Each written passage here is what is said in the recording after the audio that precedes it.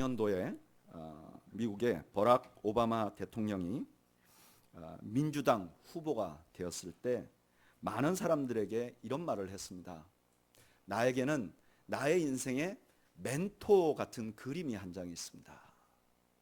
나는 흑인으로서 정치가가 되고 또는 대통령 주자가 되려고 할 때 수많은 장벽과 절망을 경험했습니다.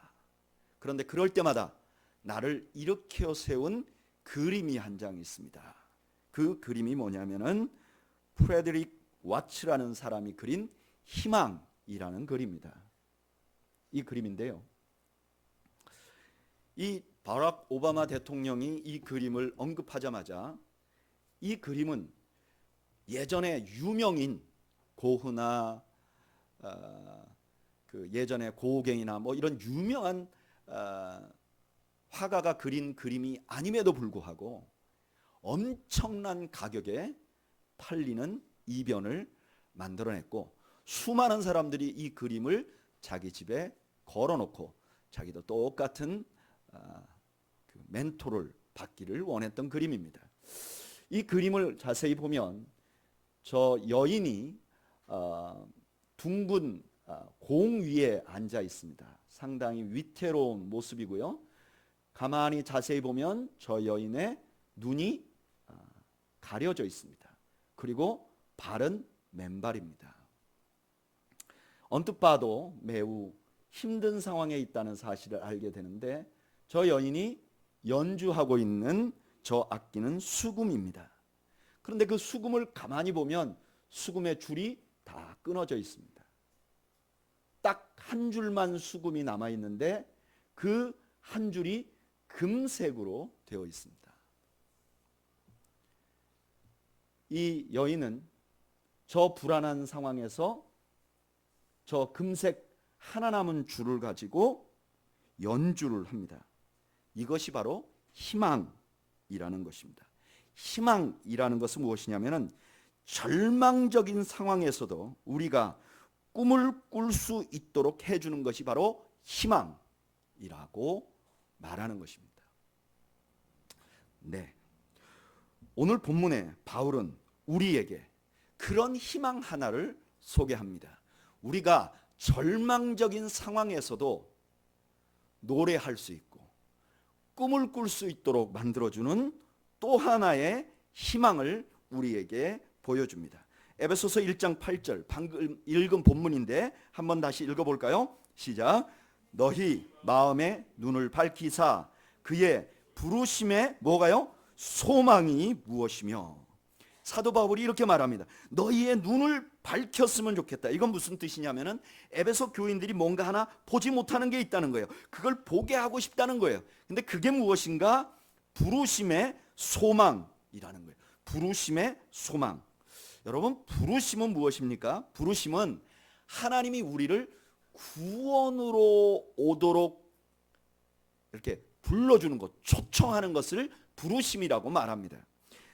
이 부르심은요, 사람마다 다 달라요. 어떤 사람은 부흥회나 집회에서 하나님께서 강력하게 목사님의 말씀에 의해서 불러내지신 사람들도 있습니다. 어떤 분들은 옆에 있는 친구가 아이고 교회 가자고 이러면서 친구의 음성에 의해서 불림을 받은 사람이 있습니다. 어떤 분들은 성경을 개인적으로 읽다가 감동을 받아서 불림을 받은 사람이 있습니다. 어떤 사람은 너무나 환경이 고통스러워서 그 고통을 통해서 불림을 받은 사람이 있습니다. 어떤 분들은 정말 적은 숫자이긴 하지만 마음에 진리에 대한 갈망 때문에 하나님께 나온 사람들도 있습니다. 이것도 일종의 부르심입니다.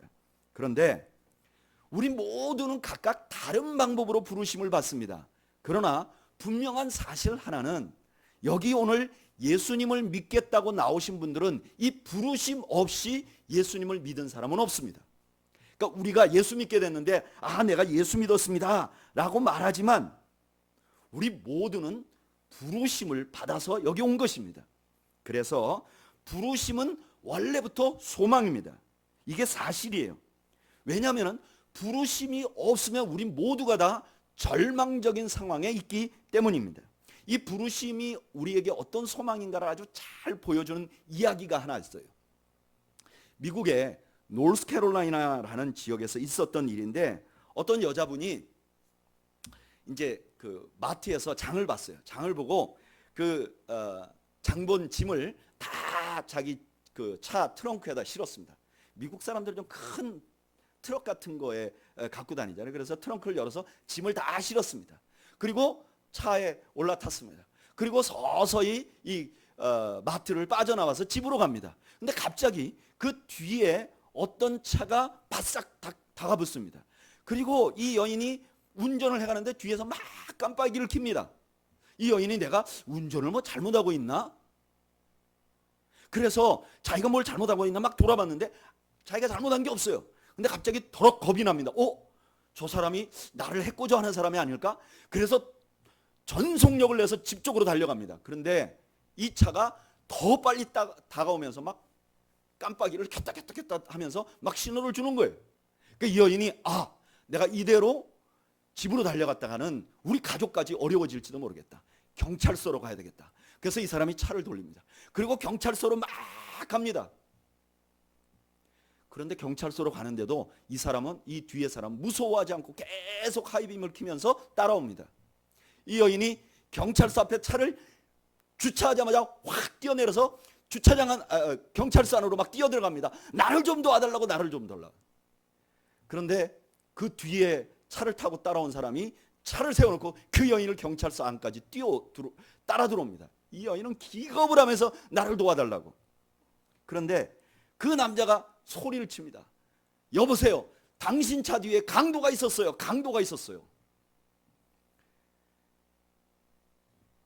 사실인즉 이 남자가 장을 보고 자기도 나오는데 그 여인이 차를 타고 운전하려고 하는데 그 뒷자리에 출발하려고 하는데 어느 검은 남자의 그림자가 그 뒷좌석에 얼른 타는 거예요. 이걸 보고 이 남자는 이 여인이 그냥 놔두면 강도를 만날 거 아니에요. 그래서 세워보려고 막 그러는데 이 여인은 이 남자가 자기를 해코자 한다고 막 도망을 간 거예요. 그러니까 이 남자는 계속해서 깜빡이를 켜면서 그 여인을 부른 거예요. 근데 이 여인은 계속 무시하고 달리다가 경찰서로 간 거예요. 결국 그 도둑은, 강도는 현장에서 검거가 됐답니다. 세상에 아주 재수가 없는 도둑이지요. 그런데 그 여인은 그 뒤에 따라오는 그 사람의 부르심 때문에 살아난 것입니다. 여러분, 이게 우리 인류의 모습이에요. 우리 인간들은 모두 죽음으로 달려가는 존재입니다. 로마서 5장 12절에 이렇게 말해요. 그러므로 한 사람으로 말미암아 죄가 세상에 들어오고 죄로 말미암아 사망이 들어왔나니 이와 같이 모든 사람이 죄를 지었으므로 사망이 모든 사람에게 이르렀느니라. 마치 그 여인을 죽이려고 하는 강도가 그 차에 같이 탄 것처럼 우리 모두는 그런 운명이라는 거예요. 죄가 들어오고 나서 우리는 모두 죽으러 달려가는 운명이라는 거예요. 그런데 문제는 너무나 많은 사람들이 이게 얼마나 심각한지 모른다는 거예요. 내가 어떻게 된다는 걸 모른다는 거예요. 그래서 자기 인생 자기 마음대로 살면서 막 달려간다는 거예요. 그때 하나님께서 그 모습이 너무 안타까워서 우리를 따라오면서 막 부르시는 거예요. 우리를 부르시는 거예요. 우리 이름을 부르시는 거예요. 여러 가지 방법으로 부르시는 거예요. 그래서 이 부르심에 응답하면, 그 부르심에 우리가 하나님을 돌아보면, 우리가 하나님께로 향하면 그때 우리의 죄가 속해지는 거죠. 그리고 영생을 얻는 거예요. 그래서 이 부르심이라는 건 원래부터 소망입니다. 절망으로 가는 우리를 붙들어주는 소망이에요. 저는 오늘 예배에 나오신 여러분들 중에서 아직도 그 하나님의 부르심에 응답하지 않는 분들이 계시다면 저는 오늘 여러분들이 하나님의 그 부르심에 응답하시기를 축복합니다. 여러분들 하나님 부르셨습니까? 어떤 방법으로 부르셨습니까? 그리고 여러분들은 하나님의 그 부르심에 어떻게 응답하셨습니까? 저는 여러분들이 그런 경험이 있으시기를 축복합니다. 그런데 문제는 오늘 본문에 보면 바울의 권면을 듣고 있는 분들은 이미 그 부르심에 응답한 사람들이에요. 그러니까 부르심이 소망이긴 하지만 여기 지금 에베소서 말씀을 듣는 사람은 이미 그 부르심에 응답한 사람들이에요. 에베소서 1장 1절에 이렇게 말합니다. 하나님의 뜻으로 말미암아 그리스도 예수의 사도된 바울은 에베소에 있는 성도들과 그리스도 예수 안에 있는 신실한 자들에게 편지하노니. 그러니까 이 편지를 받은 사람은 믿을 뿐만 아니라 이미 신실한 사람들이에요. 그런데 왜? 그러니까 여기 지금 바울이 말하는 부르심의 소망이라는 건 아까 말한 구원받는 것을 의미하는 것은 아닙니다. 이것은 이미 믿은 사람에게도 그 부르심이 소망이 된다는 거예요. 그러고 나니까 좀 이해가 돼요. 여러분, 우리가 예수를 믿으면요, 그 부르심은 그냥 과거 일처럼 생각됩니다. 아, 그래, 하나님이 나를 불러주셨지. 그때 아무개를 통해서 나를 전도해 주셨지. 아, 어떤 집회에서 나를 예수 믿게 하셨지. 근데 그거는 과거 일이니까 그냥 잊어버린다는 거예요. 그건 그냥 과거의 나를 구원하는 소망으로 놔둔다는 거예요. 근데 사도 바울은 그게 아니라는 거예요. 그 부르심이라는 것은 예수 믿고 나서도 우리에게 엄청난 소망이 된다는 거예요. 그러면 어떤 소망이 되는가? 이 부르심이라는 게 예수를 이미 믿은 사람들에게 어떤 소망이 되는가? 오늘 에베소서 본문은 그걸 잘 설명하지 않아요. 그런데 이 부르심이 어떤 소망을 가지고 있는지를 아주 잘 보여주는 성경이 있습니다. 그게 로마서 8장 26절에서 30절까지 우리 한번 찾아볼까요? 너무나 잘 알고 있는 말씀이에요. 로마서 8장 26절에서 30절까지. 신약 250페이지.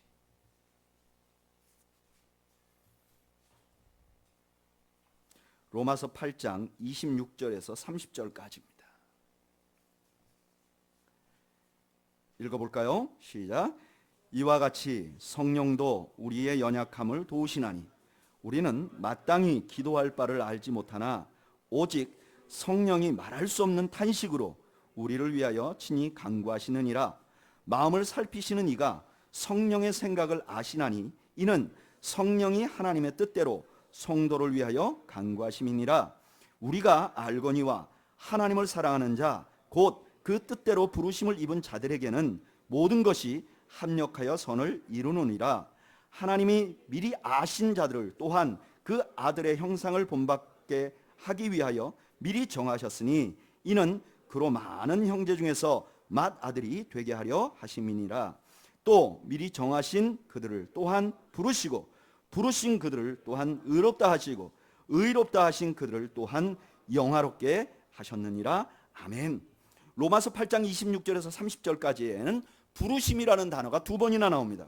이 본문은 부르심이라는 에 대한 본문이에요. 그런데 오늘 본문을 자세히 살펴보면 이 부르심은 우리 믿는 사람들에게 두 가지 경우에 우리에게 소망을 줍니다. 어떤 경우냐? 첫째는 외적인 고난 중에 우리에게 소망을 줍니다. 우리가 고난 당할 때 부르심이라는 게 소망을 준다는 거예요.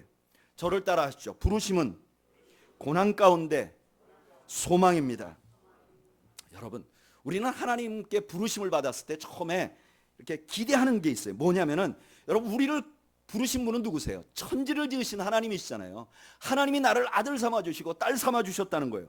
그러면 이런 기대가 있어요. 야, 이제 내 인생은 하나님이 보호해 주시고 인도해 주시니까 이제 괜찮겠지. 내 인생의 모든 장애물은 없어지겠지. 혹은 장애물이 있어도 기도하면 다 사라지겠지 라고 기대를 합니다. 그런데 현실은 전혀 달라요. 오늘 로마서 본문의 배경도 그렇습니다. 로마서 8장 18절 보면 이렇게 말해요. 생각하건대 현재의 고난은 장차 우리에게 나타날 영광과 비교할 수 없도다. 지금 이 에베소 교회 교인들이 고통을 당하고 있다는 거예요. 고난을 당하고 있다는 거예요. 근데 이렇게 고난을 당할 때 부르심, 나를 부르신 하나님, 하나님이 나를 불러주신 것을 생각하면 그 상황이 아무리 절망적이라도 소망을 갖게 된다는 거예요. 왜냐하면 저를 따라 하시죠. 부르심에는 함께 하시겠다는 약속이 포함되어 있기 때문입니다. 여러분, 믿는 자들은 고난을 당하면 누구나 기도합니다. 그리고 기도한 사람은 누구나 응답을 기대해요. 난 기도했는데 응답 필요 없어요. 그런 사람 없어요. 그러나 응답이 없는 때가 많아요. 그러면 우리가 이런 생각이 듭니다. 아, 하나님이 나를 방치하시는가? 하나님이 나를 떠나셨는가? 그러면 완전히 절망스럽습니다. 그런 생각이 드는 그들에게 오늘 본문이 이렇게 말합니다. 여러분, 하나님은 그 부르신 자를 방치하지 않습니다. 오늘 로마서 8장 26절에서 30절까지는 그 부르신 자들에 관해서 하나님이 얼마나 관심이 있는지를 보여주는 본문이에요. 이 하나님의 관심을 31절, 로마서 8장 31절은 한마디로 이렇게 말합니다. 우리 읽어볼까요? 로마서 8장 31절 읽어보죠. 시작. 그런즉 이 일에 대하여 우리가 무슨 말을 하리요? 만일 하나님이 우리를 위하시면 누가 우리를 대적하리요? 내가 고난을 당할 때 기도했는데 응답이 없어요. 그러면 우리 마음속에 그런 생각이 드는 거야. 하나님 나를 방치하셨는가? 그런데 사도 바울은 아니라는 거예요. 부른 사람들은 절대로 하나님이 방치하지 않고 같이 있는다는 거예요. 그럼 이게 사도 바울이 갑자기 생각해낸 건가요? 아니에요. 이건 예수님의 약속이었어요. 마태복음 28장 20절에 예수님이 이렇게 말씀하셨어요. 승천할 때 내가 너희에게 분부한 모든 것을 가르쳐 지키게 하라. 볼지어다 내가 세상 끝날까지 너희와 항상 함께 있으리라. 예수님이 약속하셨어요. 그 제자들에게 함께 한다고 약속하셨어요. 뿐만 아니라 이것은 하나님의 특징이기도 해요. 하나님은요, 부르신 자들을 방치하시는 분이 아니세요. 그 대표적인 예가 여호수아서 1장 5절을 보면 나와요. 우리 한번 읽어볼까요? 여호수아서 1장 5절.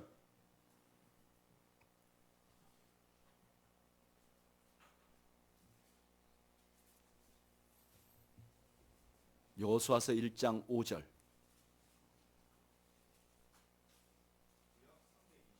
구약 320페이지.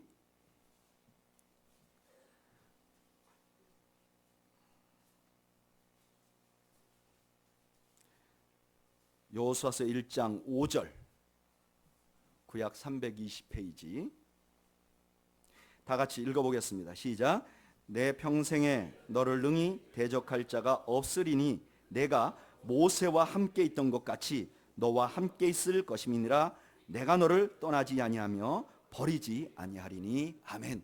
하나님께서 여호수아를 부르셨어요. 그런데 부르셨을 때 여호수아에게 이렇게 말해요. 내가 너를 떠나지 아니하리라. 그런데 누구처럼요? 모세처럼. 그러니까 하나님께서는 모세를 부르시고 모세와 함께 하셨어요. 여호수아를 부르시고 여호수아와 함께 하셨어요. 하나님은 부르시면 방치하지 아니하시고 함께 하시는 하나님이세요. 저는 여러분들이 그 사실을 믿는 여러분들이 되시기를 바라요. 내가 고난을 당하는데 기도해서 응답이 없어요. 그러면 그 상황만 보면 하나님이 버린 것 같지만 부르심을 바라보면 아니야. 내가 보기에는 하나님이 나를 방치한 것 같지만 하나님은 나를 방치한 게 아니야라는 확신을 얻게 된다는 거예요. 하나님의 모습을 바라보면. 또 하나, 우리가 고난 가운데서도 부르심이 소망이 되는 또 다른 이유는 저를 따라 하시죠. 부르심에는 도와주시겠다는 약속이 포함되어 있기 때문입니다. 여러분, 많은 사람들이 고난이 오면 기도를 해요. 그리고 하나님께 도와달라고 그래요. 그런데 그때 대부분의 사람이 두 가지를 정해놔요. 뭘 정해놓는가? 첫째는 하나님 내가 원하는 대로 해주세요. 내가 고난이 오면 하나님 내가 원하는 대로 회복시켜주세요. 그 다음에 또 하나는 내가 원하는 시기에 그대로 해주세요. 이 두 가지를 놓고 보통 기도해요. 그런데 이 내가 원하는 방법대로 되기가 틀려버렸든가 아니면 내가 원하는 시기가 지나버리면 우리는 좌절해요. 그래서 하나님이 나를 안 도와준다고 결정해버려요. 그런데 오늘 성경은 이렇게 말해요. 하나님은 부르신 그들을 그냥 방치하시는 분이 아니라고 해요. 하나님은 오히려 우리보다 더 탄식하고 아파한다고 말해요. 우리 눈에 안 보인다고 하나님께서 우리를 아무것도 안 도와준다고 결정하면 안 돼요. 하나님은 우리 눈에 보이지 않지만 우리를 탄식하며 안타까워하고 도우시고 계세요. 이것 역시 바울이 생각해낸 거 아니에요. 이게 예수님이 가르치신 바예요. 마태복음 7장 11절에 예수님이 이렇게 말씀하세요. 너희가 악한 자라도 좋은 것으로 자식에게 줄 줄 알거든 하늘에 계신 너희 아버지께서 구하는 자에게 좋은 것으로 주시지 않겠느냐.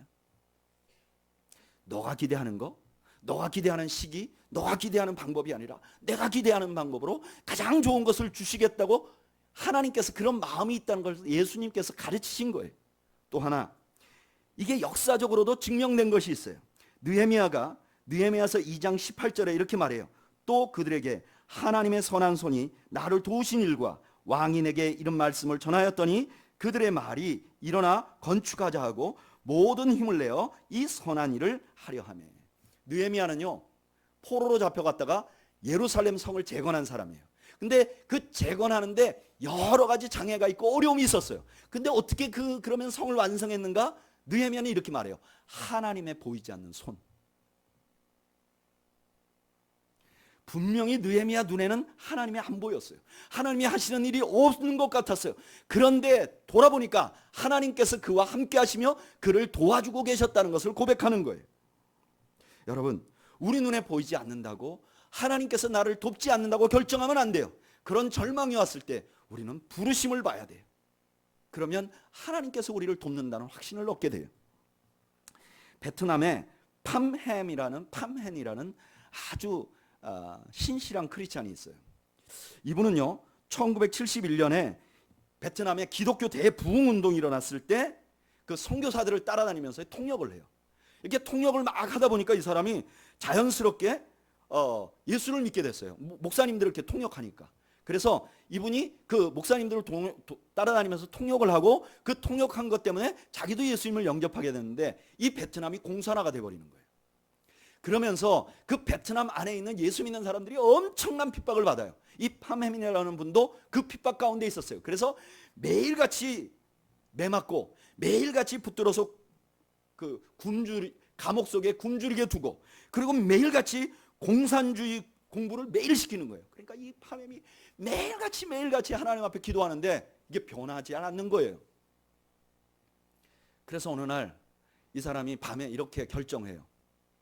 만약에 내가 오늘 밤에 눈을 감았다가 내일 아침에 눈을 안 뜨면 난 천국 갈 것이다.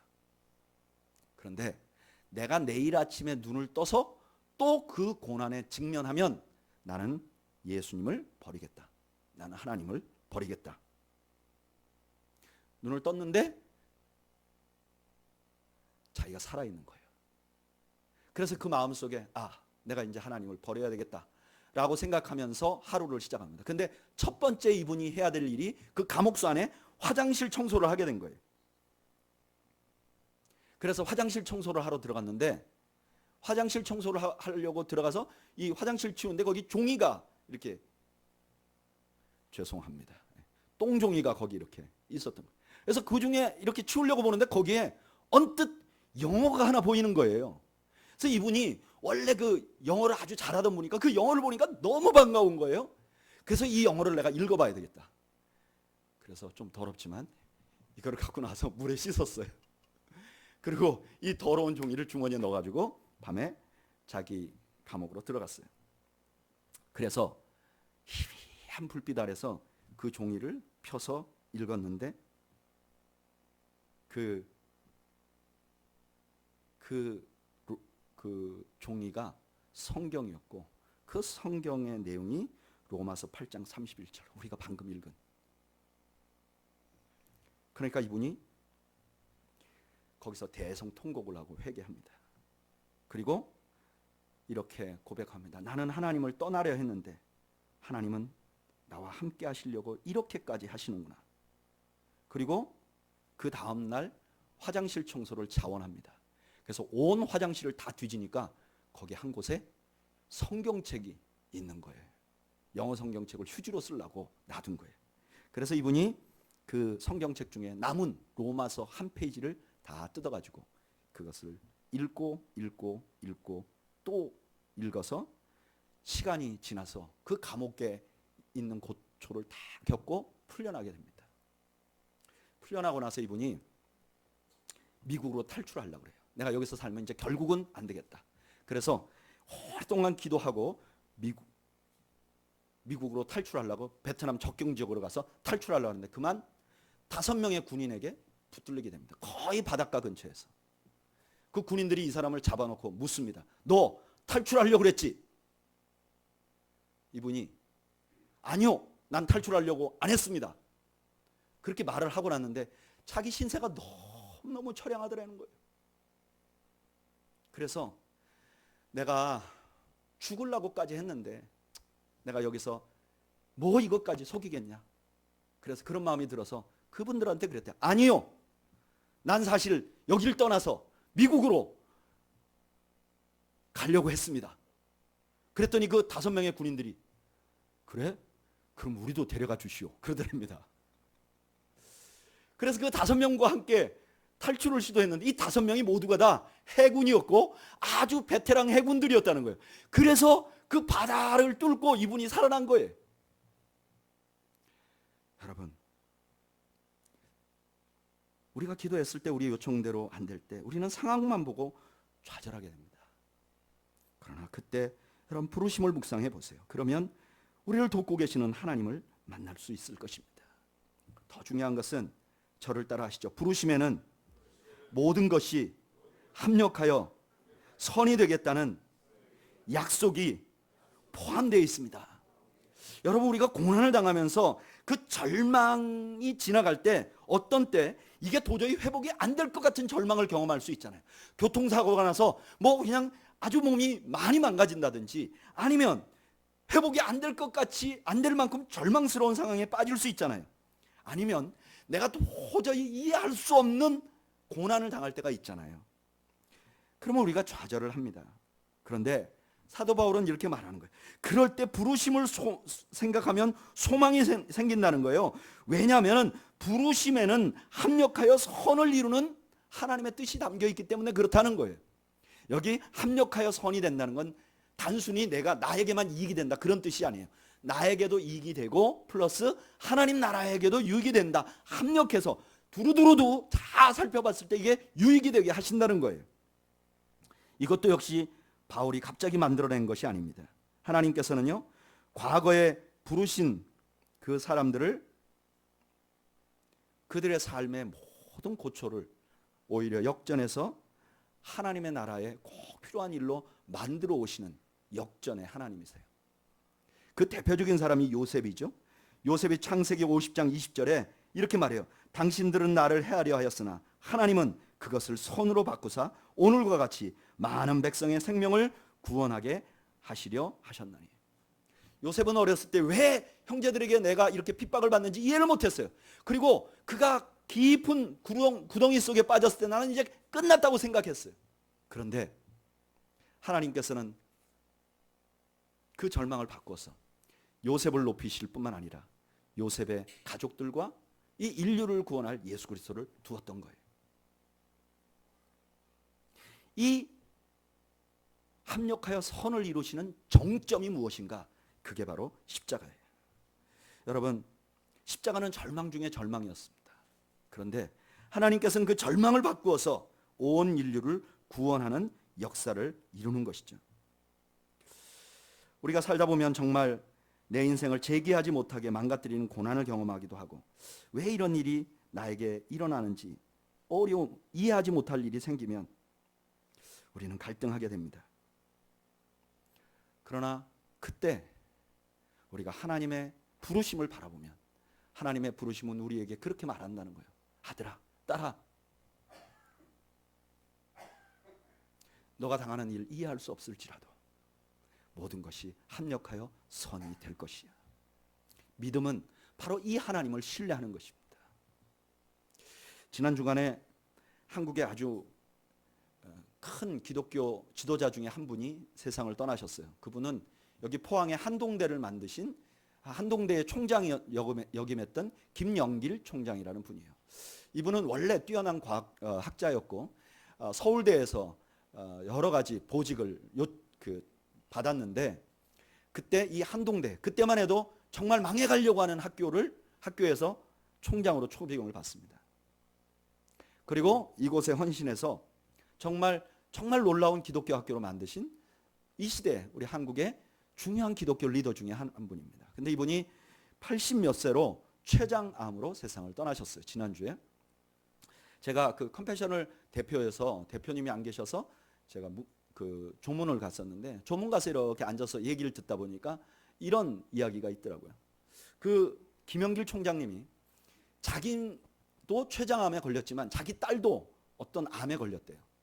그래서 둘이 동시에 이제 치료를 받기 시작했는데 자기는 잘 그 약을 발견해서 췌장암에 대해서 그 암을 극복했대요. 그래서 뭐 5년 이상 생존하면 그 암을 극복했다고 말하잖아요. 근데 자기는 극복했는데 자기 딸은 그만 그 암으로 자기보다 먼저 세상을 떠난 거예요. 그래서 이 김영길 총장님이 가까이 있는 제자들을 불러놓고 이렇게 말했답니다. 나는 왜 나같이 나이 많은 사람은 치료가 되고 내 딸같이 젊고 장래가 촉망한 사람은 세상을 떠나게 되는지 이해가 안 됩니다.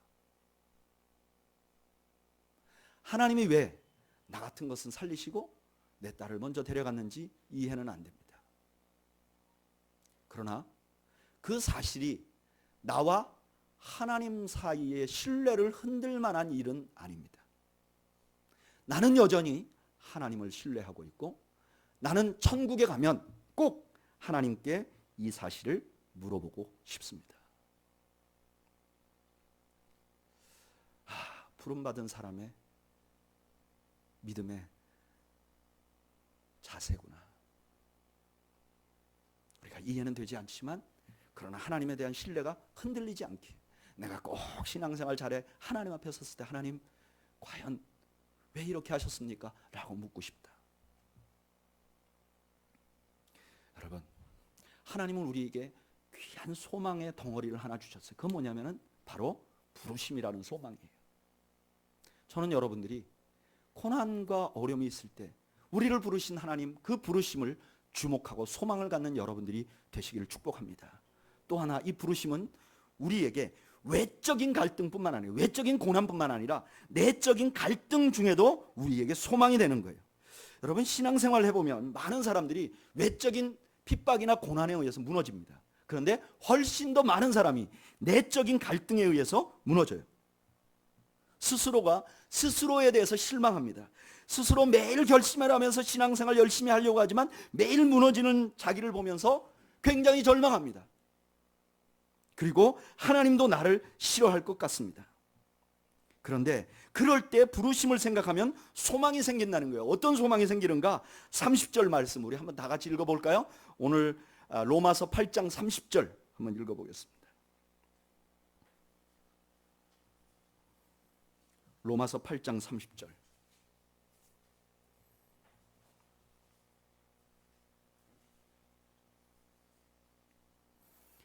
다 같이 읽겠습니다. 시작. 또 미리 정하신 그들을 또한 부르시고 부르신 그들을 또한 의롭다 하시고 의롭다 하신 그들을 또한 영화롭게 하셨다. 아멘. 하나님께서 부르신 자들은 반드시 의롭게 칭한다는 거야. 그리고 반드시 영화롭게 만들어 주겠다는 거예요. 여러분 이거는 갑자기 바울이 만든 말이 아닙니다. 이것은 구약의 하나님의 모습을 보면 그대로 있습니다. 여러분 하나님께 참 부족하기 그지없는 사람 대표적인 사람을 꼽으라면 요셉 야곱입니다. 야곱이야말로 정말 하나님께 사랑을 많이 받았지만 얼마나 많이 하나님 앞에 부족한 부분을 보여줬는지 모릅니다. 많은 경우 하나님을 의심하고 자기 수단을 사용했던 사람입니다. 그러나 하나님은 절대로 그 야곱을 버리지 않으셨습니다. 뿐만 아니라 광야의 이스라엘 백성도 마찬가지입니다. 하나님께서 이스라엘 백성들을 백성으로 불렀습니다. 그들이 광야에서 얼마나 많이 하나님 앞에 실수하고 실패했는지 모릅니다. 그러나 하나님은 그들을 버리지 않으셨어요. 심지어 그 이스라엘이 나중에 타락할 때도 하나님은 그들을 향해서 이렇게 말합니다. 에브라임이여 내가 어찌 너를 놓겠느냐, 이스라엘이여 내가 어찌 너를 버리겠느냐. 하나님은 놓지 않는 하나님이십니다. 우리를 결국은 거룩하게 만드실 하나님입니다. 그럼 우리가 의문이 생겨요. 아니 어떻게 그럴 수가 있습니까? 나는 매일 실패하는데 어떻게 하나님이 나를 그렇게 만들어 나갈 수 있습니까? 내가 나를 볼 때 나는 절대 의롭지 않고 영화롭게 될 수 없습니다. 근데 여러분 그 비밀이 어디 있느냐? 오늘 본문에 보면 부르심을 뭐라고 부르죠? 그의 부르심이라고 말합니다. 부르심이 우리의 것이 아니에요. 누구의 것이라는 거예요? 하나님의 것이라는 거예요. 우리를 부르신 부르심은 하나님이 가지고 계신 부르심이에요. 그래서 이것이 하나님께 달려있다면 이것은 절대로 우리에게 달려있는 것이 아닙니다. 디모데후서 1장 9절에 이렇게 말합니다. 하나님이 우리를 구원하사 거룩하신 부르심으로 부르심은 우리의 행위대로 하심이 아니요 오직 자기 뜻과 영원한 때 전부터 그리스도 예수 안에서 우리에게 주신 은혜대로 하심이라. 우리가 부르심을 받았어요. 그러면 우리 삶 때문에 그 부르심이 취소되지 않는다는 거예요. 왜냐하면 이 부르심은 근본적으로 하나님의 것이기 때문에 그렇다는 거예요. 제가 지난주에 또 한 번의 장례식을 갔습니다. 그것은 우리나라에서 굉장히 유명한 여자 연예인 탤런트 한 분이, 영화배우 한 분이 세상을 떠나셨어요. 그분이 자살을 하셨어요. 컴패션 후원자이시기도 하셔서 몇몇 후원자들과 함께 조문을 하러 갔습니다. 조문을 하고 나서 식사를 하는데 거기에 있는 분들이 이런 얘기를 하는 거예요. 지금 그 돌아가신 분의 어머니가 너무너무 절망하고 있다는 거예요. 왜 절망하냐? 딸이 세상을 떠난 거, 이거 참 너무 슬픈 일이죠. 그리고 더군다나 자살을 한 거, 이건 너무 슬픈 일이죠. 근데 그것보다 그 어머니의 마음을 더 아프게 하는 것은 이 자살 때문이에요. 이 어머니는 어떻게 믿고 있냐면은 자살하면 지옥에 간다고 믿고 있었던 거예요. 내 딸이 살아서 예수를 믿었는데 10년 동안 신앙생활을 잘했었는데 그전에는 다른 종교를 믿다가 이제 예수를 믿어서 하늘의 소망을 갖게 됐는데 이 사람이 자살하면서 이제 천국에 못 가게 됐다는 게 이 어머니에게 절망인 거예요. 여러분, 자살하면 지옥 갑니까? 아닙니까? 자, 여러분들의 생각을 한번 들어보죠. 자살하면 지옥 간다고 생각한다? 손 들어보십시오. 네 분. 자살해도 지옥 안 간다 하는 분 손 들어보십시오. 네. 세 분. 제가 이렇게 말씀을 드렸어요. 성결교나 감리교는 이렇게 말할 수 없습니다. 그러나 장로교는 이렇게 말할 수 있습니다. 자살한다고 꼭 지옥 가는 것은 아닙니다. 왜? 우리의 구원이 우리에게 달린 것이 아니기 때문입니다. 마치 구덩이에 빠진 사람을 건져 올리는데 위에 있는 사람이 아주 힘이 세요. 그래서 잡았어. 그리고 끌어올리는데 이 사람이 그만 힘이 없어서 손을 놔도 이 위에 있는 사람의 힘이 아주 강력하면 이 사람이 떨어지지 않듯이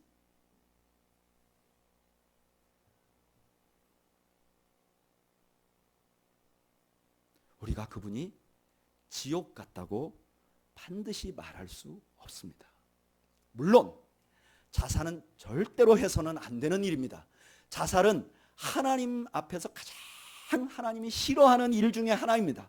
그리고 자살은 회복하기 힘든 죄이기도 합니다. 그러나 자살을 했다고 그 사람이 반드시 지옥 갔다고 말할 수 없습니다. 마치 누군가가 교회를 다녔다고 반드시 그 사람이 천국 갔다고 말할 수 없음과 똑같습니다. 우리의 구원은 누구에게 달려있죠? 하나님께 달려있습니다. 참 어려운 신학적인 문제입니다. 그런데 우리 장로교 믿음의 근본이 무엇인가? 우리의 신앙 고백과 우리의 믿음과 우리의 열심에 우리의 구원이 달린 것이 아니라 전적으로 하나님의 주권에 달린 것입니다. 저는 여러분들이 그 사실을 믿으시는 여러분들이 되시기를 바랍니다. 그러나 여러분, 자살하면 제가 가만히 안 두겠습니다.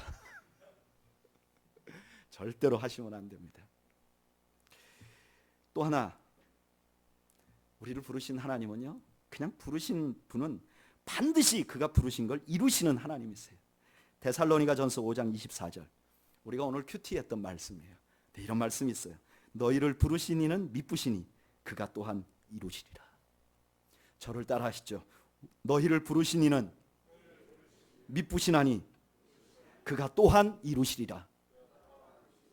이루실 것이라는 거예요. 우리가 이루는 게 아니라 하나님이 이루실 것이라는 거예요. 우리가 구원하는 게 아니라 하나님이 구원하실 것이라는 거예요. 우리가 거룩해지는 것이 아니라 하나님이 우리를 거룩하게 만들어 주실 것이라는 거예요. 한번 부르신 그분은 절대로 실패하지 않으시는 분이시라는 거예요. 그래서 우리가 절망스러울 때 그 부르심을 바라보면 소망이 생긴다는 거예요. 사랑하는 여러분, 하나님께서는 우리에게 놀라운 소망을 하나 주셨어요. 그것이 바로 부르심이에요. 저는 여러분들이 그 부르심에 주목해서 절망 가운데서도, 절망스러운 상황 가운데서도 소망을 가지시는 여러분들이 되시기를 주님의 이름으로 축원드립니다. 우리 함께 기도하겠습니다.